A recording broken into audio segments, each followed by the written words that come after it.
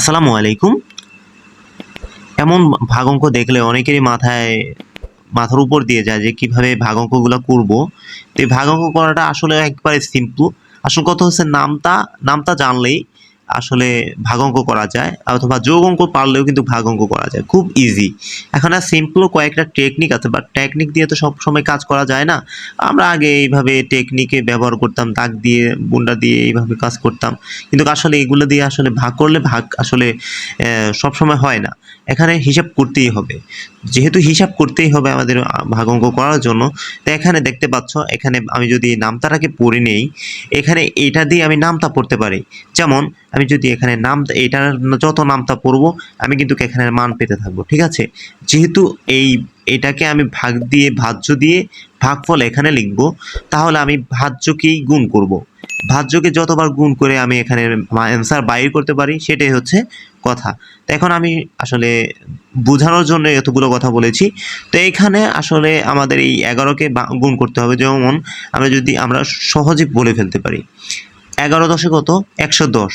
তো আমরা 110 না লিখে আমরা কত লিখতে পারি, এখানে 10 ধরি। তো 110-এর জায়গায় আমি কি করব, এখানে 110ই লিখে দেব, ঠিক আছে। তো 110 আমি এখানে লিখাবো, এই 110, ঠিক আছে।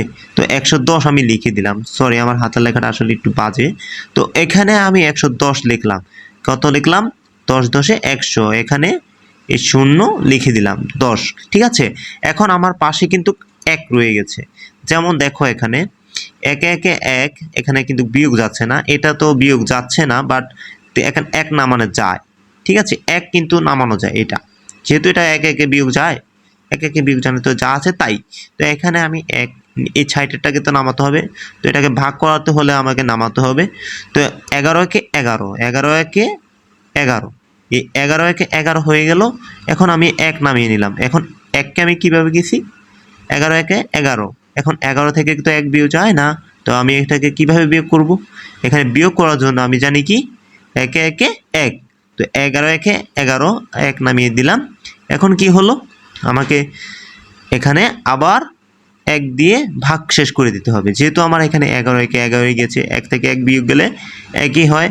তো এখানে আমার শূন্য এসে গেল। শূন্য আসার কারণে আমার কি হলো, ভাগ শেষ।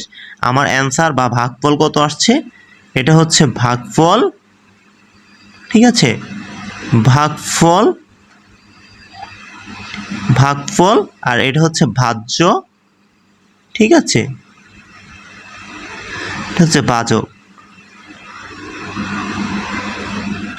তো আমি ভাজককে ভাজ্য দ্বারা ভাগফল এত পেলাম, এবং এটা হচ্ছে কি ভাগশেষ। তো ভাগশেষ করে ফেললাম, ভাগশেষ আমার এ হলো আমার অ্যান্সার, এবং এটি হচ্ছে ভাগ অঙ্কর ফর্মুলা। এভাবে যোগ বিয়োগ করে কিন্তু অঙ্ক করে ফেলা যায়। যেমন আমি এখানে খুব সিম্পলি এখানে এই একটাকে নামিয়ে দিয়েছিলাম, এই একটাকে নিচে নামিয়ে বিয়োগ করে শূন্য পেয়েছি। মানে 1 থেকে তো 1 বিয়োগ যায় না, তো 1 থেকে 1 বিয়োগ গেলে থাকে শূন্য। তো আমি শূন্য বসিয়ে দিলাম, বা ক্রসও দিতে পারো, ঠিক আছে। তো আশা করি এবং অঙ্কটা বুঝে এসেছে। যারা বুঝতে পেরেছো অবশ্যই এটা ভিডিওতে লাইক করে দিবা, এবং এমনই ভিডিও পেতে অবশ্যই রাজন স্টাডি চ্যানেলটিকে সাবস্ক্রাইব করে দিবা। সে পর্যন্ত ভালো থাকো, সুস্থ থাকো, আল্লাহ হাফেজ। আসসালামু আলাইকুম, কেমন আছেন বন্ধুরা? তো আজকে আমি এই ছোট ছোট কয়েকটা ভাগ অঙ্ক নিয়েছি, যেটা আজকে এই ভাগ অঙ্কটা করলেই সহজে ভাগ অঙ্ক শিখতে পারবেন। তো ভাগ অঙ্ক শেখার সহজ নিয়ম আজকের এই ভিডিওতে। তো এখানে ছোট ছোট ভাগ অঙ্ক নিয়েছি। যেমন এখানে নিয়েছি কত, 30, এবং ভাজ্য নিয়েছি 6। এখানে এটাকে ভাগ করার জন্য আমাকে পড়তে হবে নামতা। তো নামতা অবশ্যই সবাই জানি, তেমন কেমনে পড়বো, বা যোগ করে নেব, ঠিক আছে। এখানে যোগ অঙ্ক পারলেও নামতা সহজে পারা যায়। তো এখানে আমি নামতা পড়বো কেমনে, 6 একে 6, 6 দ্বিগুণে 12, 3 6 18, 4 6 24, 5 6 30। 5 6 কত আসছে, মানে 6টাকে 5 বার যোগ করলে আমার কত আসছে, 30। মানে 6কে আমি যদি 5 বার যোগ করি, তাহলে আমার কত হচ্ছে, 30 হচ্ছে।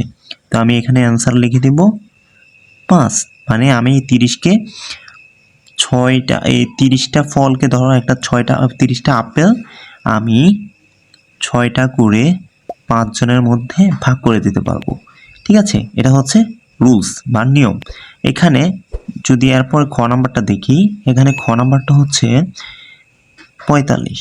এখানে 5 নং 45 পড়ার আগেই আমি বলে নিই, এখানে দেখতে পাচ্ছ 45কে নিয়েছি, এখানে 5-এর নামটা পড়তে হবে। তো আমি 5 একে 5, 5 2 গুণে 10, 3 5 15, 4 5 20, 5 6 30,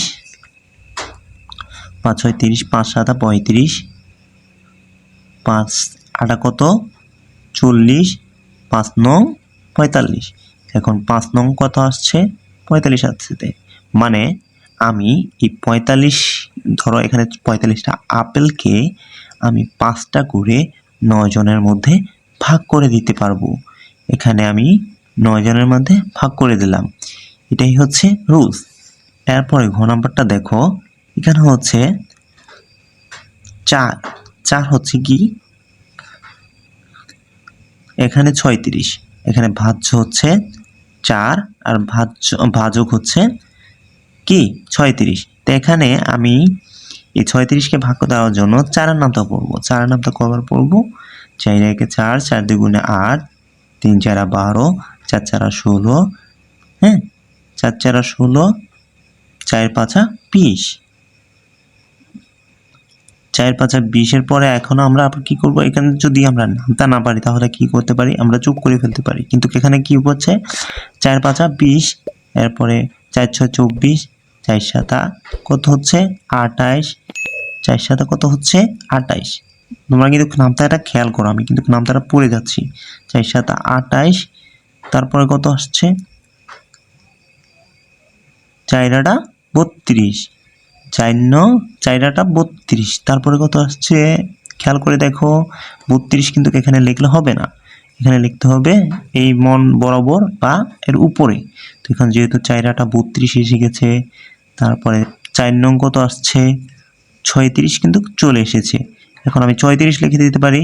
তারপরে 4 নং 36, 4 10 কত আসছে 40, কিন্তু আমি 40 এখানে লিখলে হবে না, 40 লিখলে কিন্তু 40 এটা থেকে বড় হয়ে যাবে, যদি 40 লিখি 40 হবে না।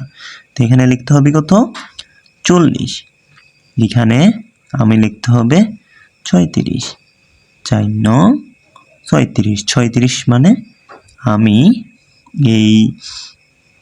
এটাকে ভাগ করে দিতে পারবো কয়জনের মাঝে, 9 জনের মাঝে, 9 জনের মাঝে। এখানে আরেকটু জিনিস খেয়াল করো, এখানে আমি নিয়েছি, ঠিক আছে, এখানে আমি নিয়েছি 9 এবং 81। এখন 9-এর নামটা তো আমরা অবশ্যই অনেকেই পারি, 9-এর নামটা কীভাবে বলবো, 9 একে 9, 9 দুগুণে 18, 3 নং 27, 4 নং 36, ঠিক আছে। এভাবে কত আসছে 9 নং 81 চলে আসছে, 9 নং কত আসছে 81, কিভাবে আসছে 9 একে 9, এখানে আমরা 9 একে এইভাবে যোগ করে দিতে পারি, যেহেতু আমি তোমাদেরকে সহজে বুঝাচ্ছি তো এখানে আমি একটা টেকনিক দেখাই। ধরো এখানে যেহেতু আমি বলছি 9কে আমরা যোগ অঙ্ক পারলেই আমরা ভাগ অঙ্ক পেরে যাব, কিভাবে এটা সম্ভব, কিভাবে সম্ভব হচ্ছে দেখাচ্ছি। এখানে মূলত আমি 9 নিয়েছি, যোগ 9 যোগ 9, এভাবে যদি যোগ করি তো এখানে 9 9 যোগ করলে কত আসছে, যোগ অঙ্ক তো আমরা সবাই পারি তাই না, এখানে 9 9 যোগ করলে আসছে কত 18, এরপরে যোগ করলে কত আসতেছে 27, এভাবে যদি যোগ করি তাহলে আমাদের কত আসছে কাঙ্ক্ষিত রেজাল্টটা চলে আসে। কিন্তু যেমন 9 10 কত আসছে 90 চলে আসছে, 90 কিন্তু 80-র বড় বা 81-র বড়, 90 নেওয়া যাবে না, এখানে নিতে হবে 81 ছোট বা 81। তো 9 নং কত আসছে 81, তো আমি এখানে কিভাবে বুঝলাম 9 নং 81 আসছে, 9 নং 81 আসার মানেটা হচ্ছে এখানে এই ভাগ অঙ্কটা শেষ করতে হবে। তো এখানে 9 নং 81 মানে আমি 81টা আপেল যদি ধরি, 81টা আপেল 9টা করে আমি 9 জনের মধ্যেই ভাগ করে দিতে পারবো, এটি হচ্ছে কথা। এখন 9 নং 81 যেহেতু এসেছে, এখানে 81 কমপ্লিট হয়ে গেছে, 81 শেষ মানে আমার ভাগও শেষ, এখানে ক্রস দিয়ে দিতে হবে। আর এখানে সরি আমি এগুলো দিই নেই, তো এগুলো হচ্ছে ক্রস বা শূন্য দিতে পারো। এখানে যেহেতু 5 6 30 এসে গেছে, 30-এর এই 30 এখানে ক্রস বা শূন্য দিতে পারো। এখানে এই যে 5 নং 45, 45 বসিয়ে শূন্য দিয়ে দিতে পারো, ঠিক আছে। এই হচ্ছে কমপ্লিট অঙ্ক। তো এইভাবে করলে আসলে ভাগ অঙ্কগুলো সহজে করে ফেলা যায়। আমি সহজে বোঝানোর চেষ্টা করেছি। যদি কোথাও বুঝতে অসুবিধা হয়ে থাকে তাহলে অবশ্যই আমাকে কমেন্ট করে জানাবা। ঠিক আছে? আমি তোমাদের যথেষ্ট চেষ্টা করব ভাগ অঙ্ক বোঝানোর।